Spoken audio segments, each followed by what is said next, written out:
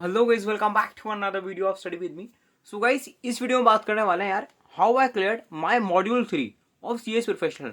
सो guys, CS professional जो old syllabus में module 3 है वो कैसे क्लियर करना है, और उसमें तो दो ओपन बुक सब्जेक्ट भी हैं, एक तो मैंडेटरी है और एक ऑप्शनल है।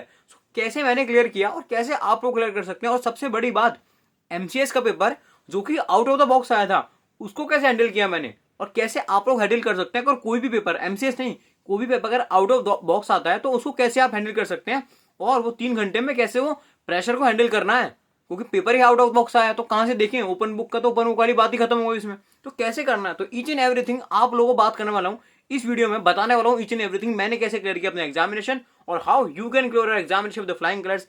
ईच एंड एवरीथिंग बात करना इस वीडियो में। सो गाइज, चैनल सब्सक्राइब नहीं किया आप तब तो कर दो, बिकॉज ऐसी भी ब्यूटीफुल बेहतरीन सी वीडियो लाता रहता हूँ आप लोगों के चैनल पे। सो गाइज प्लीज सब्सक्राइब कर दो चैनल को और अपने शेयर कर दो दोस्तों में अपने लोगों को। सो गाइज दोस्तों देखो, ईच एंड एवरीथिंग बताने वाला हूँ। देखो, पहली बात, हमारे जो मॉड्यूल 3 है उसमें 3 सब्जेक्ट हैं। पहला आता है आपका फंडिंग एंड लिस्टिंग, दूसरा आता है आपका MCS multi disciplinary case studies जो सिर्फ केस लॉ रहते हैं उसमें। थर्ड आता है आपका ऑप्शनल पेपर, मैंने लिया था उसमें insolvency and bankruptcy, that is IB. ठीक है, आईबीसी। अब देखो बात करते हैं कि फंडिंग कैसे करना है, और ये ऑप्शनल जो पेपर है ना अपना उसको कैसे करना है, ओपन बुक जो की है ओपन बुक को कैसे करना है। तो कई लोग ना डरते हैं पहली बात तो कि ओपन बुक सब्जेक्ट है भाई, और कई लोग ना बहुत इजी लेते हैं, अरे ओपन बुक ही तो है, किताब है भाई, ऐसा बुक ही तो है, बुक को खोलो और ऐसे लिख दो, इतना तो इजी है। सो गाइज, अगर आप लोग ऐसा सुनते हैं या आपको ऐसा लगता है कि ओपन बुक सब्जेक्ट है बस ऐसा देख के लिखना है, तो आई थिंक आप थोड़ा गलत साबित हो सकते हैं। अगर ऐसे आपको लगता है कि ओपन बुक है तो इस किताब खोलनी और लिख देना है, कंसेप्ट तो गए वापस गए है ना, उन्हें तो कुछ लेना नहीं है, उनको साइड में हटा दो, कंसेप्ट तो गए तेल लेने, है ना। ऐसा नहीं होता है। आप अगर ऐसा सोच रहे हैं तो बस हमें बुक खोल के लिखनी है, बस कुछ नहीं पढ़ना है, पूरे महीने कुछ मत तोड़ो, बस जाओ एग्जाम से पहले बुक खोलो और पढ़ने लग जाओ, ऐसा कुछ नहीं होता। कुछ स्ट्रेटेजीज होती हैं ओपन बुक के लिए भी। 3 घंटे पेपर कंप्लीट नहीं हो पाता, इतना लेंदी पेपर होता है। आईबीसी का पेपर जो लास्ट वाला हुआ ना दिसंबर 23 को, उठा के देख लेना, 28 पेज का क्वेश्चन पेपर था और 28 पेज की आंसर शीट रहती है। इतने बड़े बड़े क्वेश्चन रहते हैं। डरा नहीं रहा, मैं सच बता रहा हूँ, स्ट्रेटेजी में बताऊंगा ना, डर क्यों रहो, स्ट्रेटेजी में बताऊंगा कैसे आप लोग क्लियर कर सकते हैं ओपन बुक पेपर को। एक एक करके बात करते हैं। देखो, पहली बात आती है corporate funding and listing. Corporate funding and listing अपना 2 पार्ट में होता है। पहला आता है आपका कॉर्पोरेट फंडिंग, दूसरा आता है आपका लिस्टिंग। अब देखो, फिर फंडिंग में पार्ट ए में मतलब 12 चैप्टर है और आपके 60 मार्क्स हैं, और पार्ट बी में सिर्फ 4 चैप्टर है, 40 मार्क्स हैं। तो जैसे कि मैं हमेशा बोलता हूँ, अभी बोल रहा हूँ, आप वहां फोकस करो जहां पर वेटेज ज्यादा है और चैप्टर्स कम है। तो वेटेज कहां पे ज्यादा है, पार्ट बी में ज्यादा है ना। कितने हैं पार्ट बी में, आपके कितने मार्क्स दे रखे हैं पार्ट बी में? 40 मार्क्स दे रखे हैं, 4 चैप्टर। 4 चैप्टर कौन से? देखो, चैप्टर नंबर 15 है आपका making a company, preparing a company for IPO. फिर आता है आपका इंटरनेशनल लिस्टिंग चैप्टर नंबर 14, और फिर आता है आपका चैप्टर नंबर 13 एलओडीआर लिस्टिंग वाला। ठीक है, फिर लास्ट में आता है डॉक्यूमेंटेशन। डॉक्यूमेंटेशन को अभी होल्ड पे रखो, क्योंकि वो कभी आता है कभी नहीं आता, आया भी तो 5 मार्क्स का आएगा। हमारे लिए मोस्ट इंपॉर्टेंट चैप्टर है ना वो है आपका एलओडीआर, इंटरनेशनल लिस्टिंग और preparing a company for IPO. इन तीनों के नोट्स, इन तीनों के बेहतरीन से टॉपिक्स, इन तीनों के हैंडी नोट्स मैंने खुद के बनाए हुए हैं। अगर आप लोगों को चाहिए तो प्लीज कमेंट सेक्शन में करना, मैं आप लोगों के लिए बहुत जल्दी लेके आ जाऊंगा ऑपरेट फंडिंग एंड लिस्टिंग के नोट्स। मैंने पूरे मॉड्यूल से कवर किया है, और हर एक टॉपिक जो कि आ चुका है एग्जाम में वो मेरे नोट्स में लिखा हुआ है। ठीक है, जो जो पूछा गया है ना, मैं आप लोगों को बताऊंगा भी कौन कौन से टॉपिक जो एग्जाम में आए थे दिसंबर 23 में भी, जून 23 में भी, और मेरे एज इट इज कॉपी में लिखे हुए हैं, और मैंने आंसर में लिखा था एग्जाम में, और मुझे फुल मार्क्स मिले थे। तो आप लोग भी अगर ऐसा चाहते हैं फुल मार्क्स लेना फिर मैं हैंड रिटन नोट्स, तो आप लोग कमेंट सेक्शन में बता दो, मैं आप लोगों को अपने हैंड रिटन नोट्स प्रोवाइड करा दूंगा। ठीक है, कोई दिक्कत वाली बात नहीं। मुझे काफी टाइम लगा है नोट्स बनाने में, आई नो कितना टाइम लगता है, जो नोट्स बनाते हैं उनको भी पता होगा कितना टाइम लगता है। ठीक है, सो गाइस, ये हो गया कि हमें पार्ट बी पर पहले फोकस करना है। अब कैसे कैसे पढ़ना है इन चैप्टर्स को भी पूरी डिटेल वीडियो लेके आऊंगा कॉर्पोरेट फंडिंग एंड लिस्टिंग की, तो चैनल सब्सक्राइब कर दो, पूरा डिटेल वीडियो लेके आऊंगा। अब बात आती है भाई पार्ट ए में क्या करना है। देखो, पार्ट ए में सबसे पहले आपको आईसीडीआर में फोकस करना है। फिर आता है आपको ऑल्टरनेट इन्वेस्टमेंट फंड, आपको बहुत कंफ्यूजिंग लगा लेकिन करना है।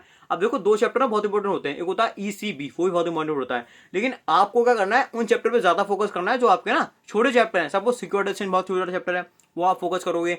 आपका आता है बैंकिंग वाला चैप्टर है, वो बहुत ईजी रहता है।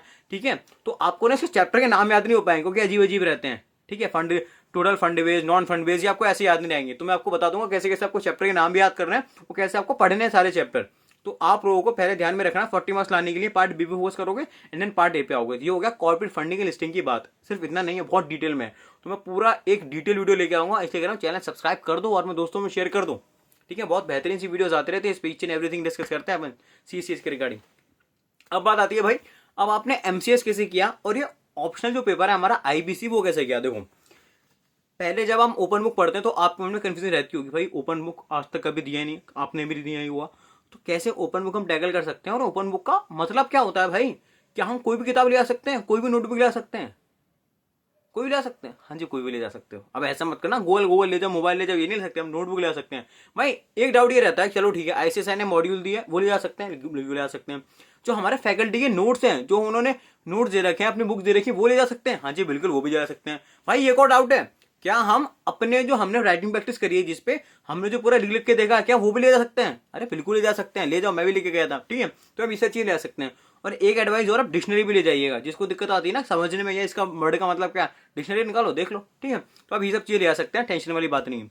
कुछ ऐसी चीजें मत ले जाना, डिजिटल चीजें ले जाओ, मोबाइल ले जा रहे हो, अपना टैबलेट ले जा रहे हो, ये चीजें मत ले आना, ठीक है।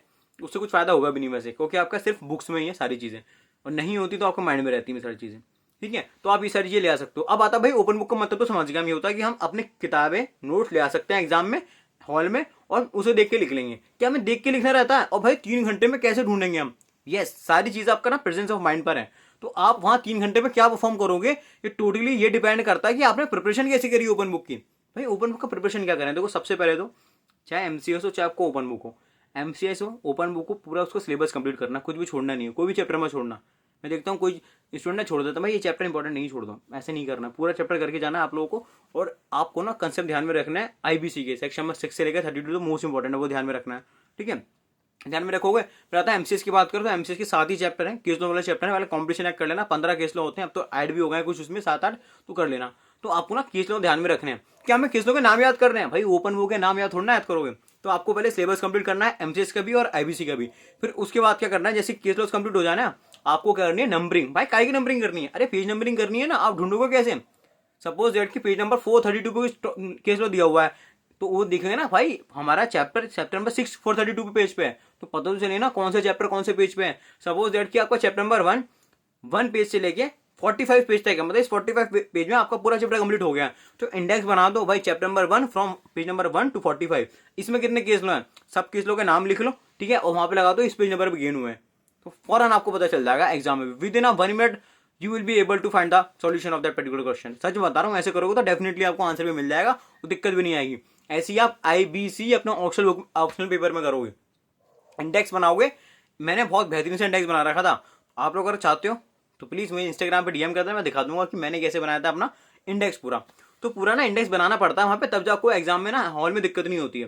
भाई ठीक है, आपने बोला सिलेबस कंप्लीट कर लिया, हमें नोट्स बना लिए हमने, अब आता है कि हमें राइटिंग प्रैक्टिस करनी है, क्योंकि पेपर ना बहुत लेंदी आता है। या तो पेपर बहुत ईजी आएगा, फिर बहुत टफ आएगा, पेपर टफ आएगा तो इतना लेंदी नहीं होगा, पेपर ईजी आएगा तो बहुत लेंदी होगा, ठीक है। अब ध्यान में रखना है कि वहां पे ना पेपर कंप्लीट नहीं होता, तो पेपर कंप्लीट करने के लिए आप लोगों को लास्ट के क्वेश्चन पेपर सॉल्व करने पड़ेंगे।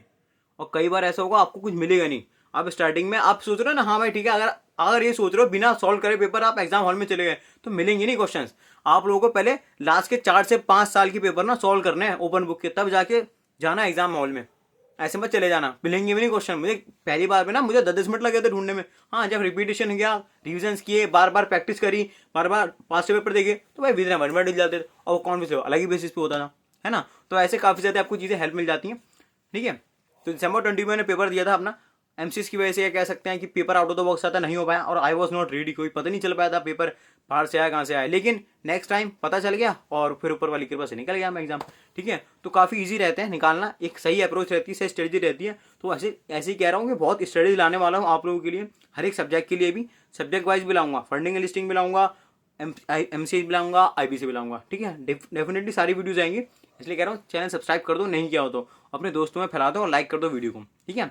सो गाइज ऐसे ही मस्त तरीके से पढ़ता रहो, कोई दिक्कत परेशानी आती है आपको है पे कमेंट सेक्शन में कमेंट कर देना, इंस्टाग्राम पे भेज देना, मुझे डीएम कर देना, लिंक दे रखी डिस्क्रिप्शन में, टेलीग्राम पे भी कर सकते हैं। बाकी guys if you like the video hit the like button, subscribe the channel and last you know very guys share as much as you can. मिलते हैं नेक्स्ट वीडियो में, मस्त तरीके से पढ़ते रहो, गजब तरीके से पढ़ते रहो। All the best for the examination guys, tata bye, see you later, all the best for the examination.